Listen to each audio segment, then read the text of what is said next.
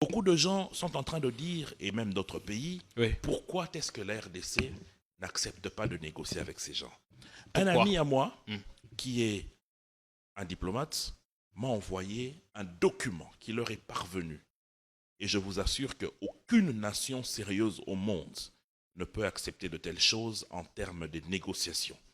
Le Rwanda, via le M23, demanderait donc au gouvernement, 1, d'accepter que 43% des postes de commandement militaire au Nord Kivu et 39% au Sud Kivu uniquement soient remises entre les mains d'une communauté. 2.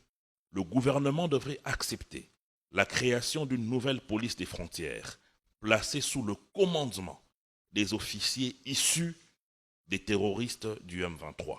3. Le gouvernement devrait accepter de décréter la partie est du pays, Nord Kivu, Sud Kivu, Ituri, Maniema, Otuele et Tanganyika comme une zone sinistrée, bénéficiant d'un statut d'administration particulière, d'une autonomie fiscale et financière ainsi que d'un concept sécuritaire spécial sous la gestion du M23. Le gouvernement accepte que ce groupe terroriste du M23 nomme les administrateurs des territoires, les maires des villes, leurs adjoints et bourgmestres dans le Grand Nord ainsi que dans le Haut-Plateau. 5. Que les cadres de ce regroupement de terroristes intègrent les services de la présidence, de la primature du Parlement et des cours et tribunaux. 6. Que le gouvernement accepte de reconnaître formellement les grades de chaque militaire au sein de ce groupement terroriste de M23. 7.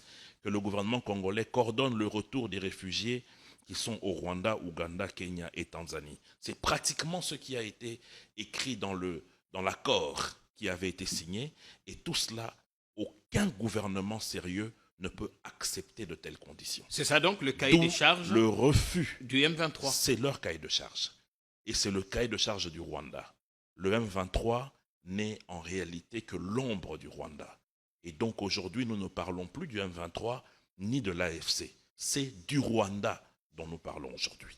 Donc ce sont les revendications du Rwanda et le chef de l'État ne peut jamais accepter de telles choses. C'est là qu'il dit que le pays n'épluiera. Le pays n'épluiera pas. Jamais. On ne reculera pas. Jamais. Il en appelle à l'unité.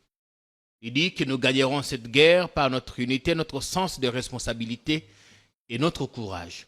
Ce matin, sur RFI, un opposant expliquait qu'on veut bien être unis, mais il y a des facteurs pour l'instant qui ne le permettent pas. Notamment, il y aurait, selon lui, 20% d'opposants en prison et 20 autres en exil.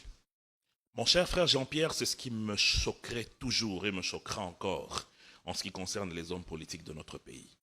Vous allez dans des nations comme Israël ou comme en Ukraine, lorsque le pays est agressé, on ne met pas de conditionnalité. Encore que ces conditions ne sont que fallacieuses.